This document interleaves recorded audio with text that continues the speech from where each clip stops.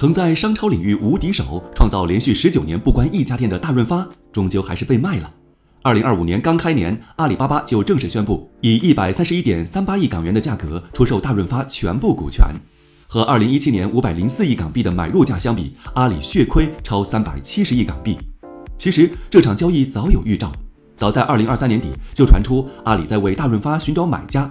次年2月，时任阿里董事会主席蔡崇信表示，大润发不是核心聚焦业务，出售非常合理。过去1年的时间里，阿里保守估计找过3个买家，但价格给的都不够到位。直到这次和德宏资本谈妥，而且在出售前，大润发已经颓势尽显，1年多时间里关店超20家，营收下降、利润亏损、股东抛售等现象层出不穷。昔日超市之王何以至此？是阿里能力不行，还是实体超市生意难做？这期视频品牌哥就来给大家还原大润发的兴衰历程。聊大润发离不开其灵魂掌舵人黄明端，大润发零售帝国的打造者。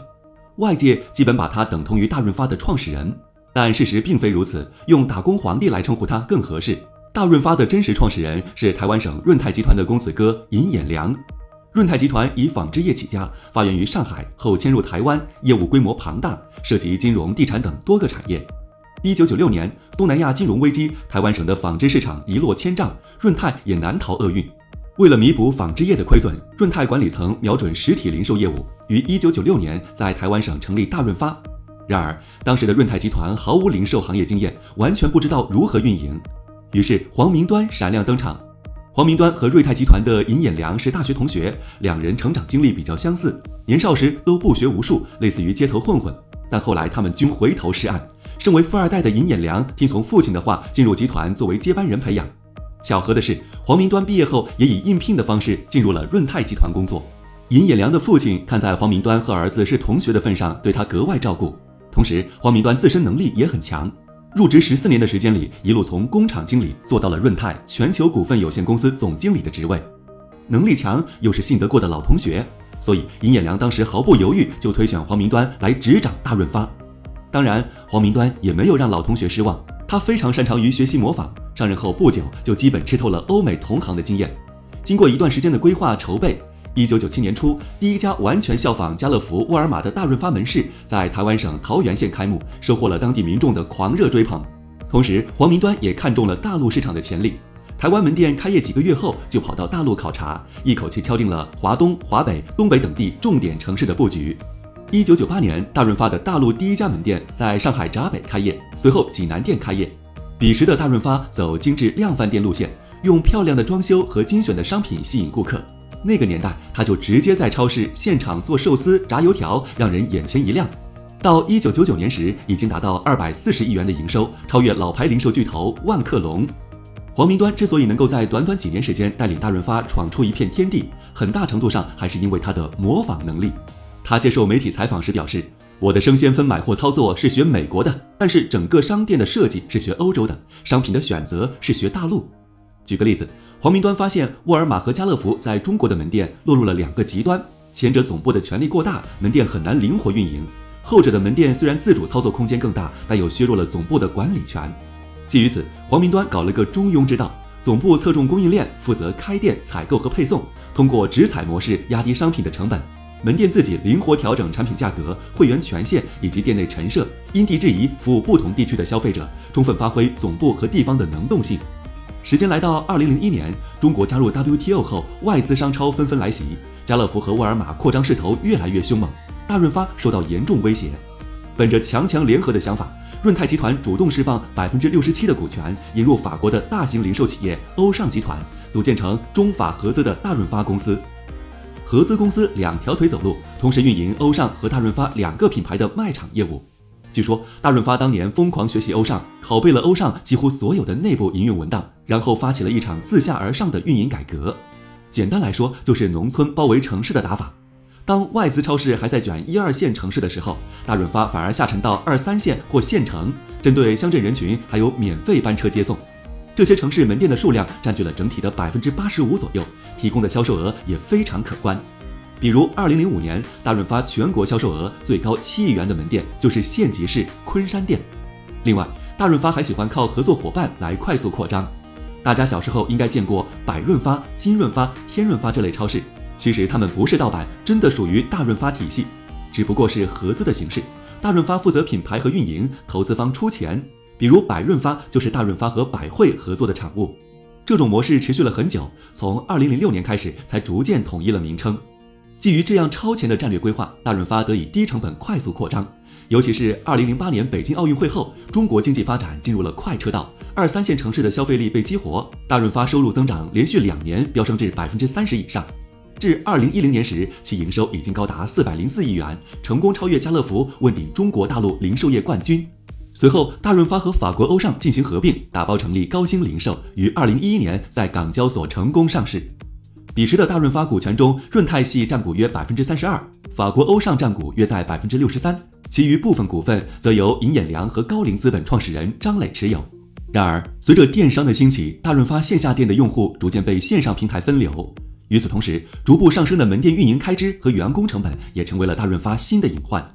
为了对抗电商，董事长黄明端选择主动出击，既然打不过，那就加入。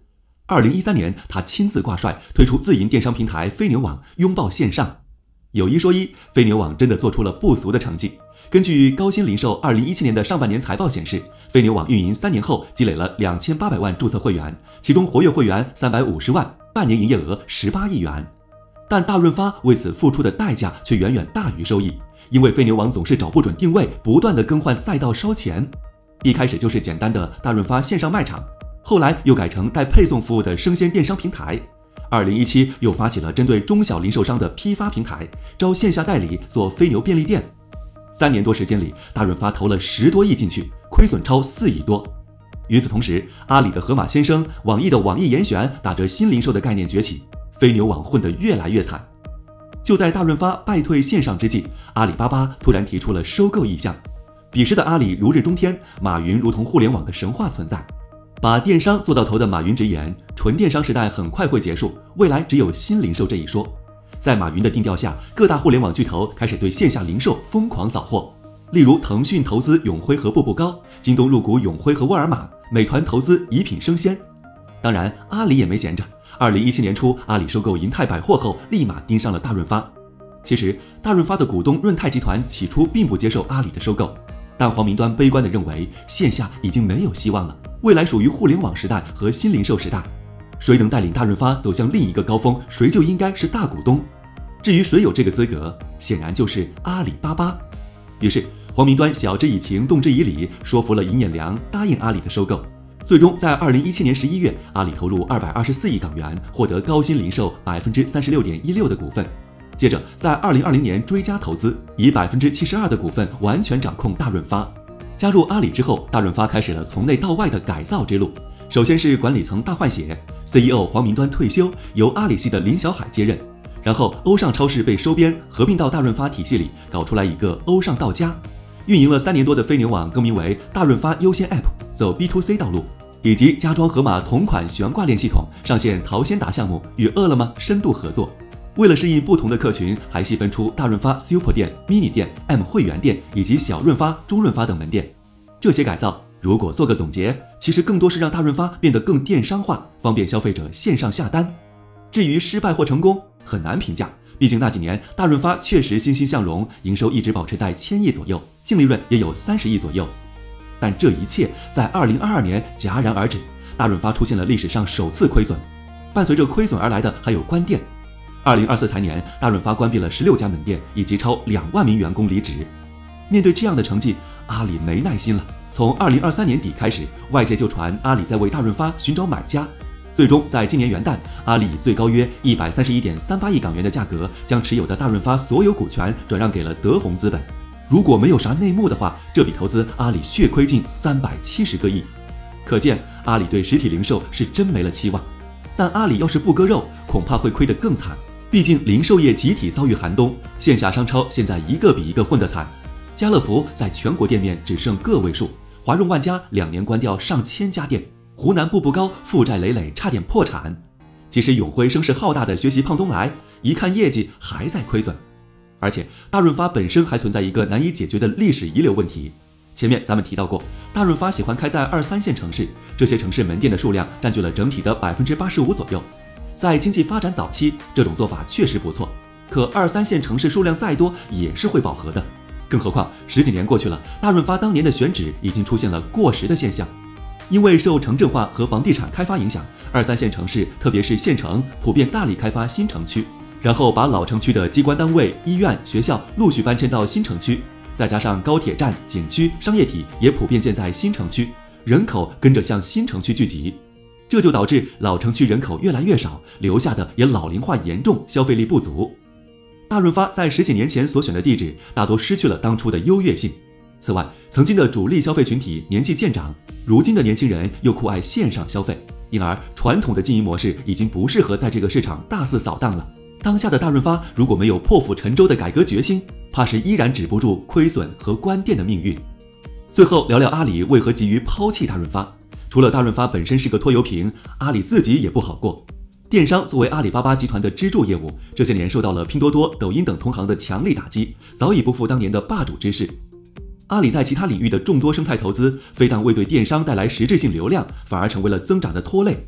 最好的解决办法就是清退。因此，放弃非核心资产，回归电商主业是近2年阿里频繁提及的战略重点。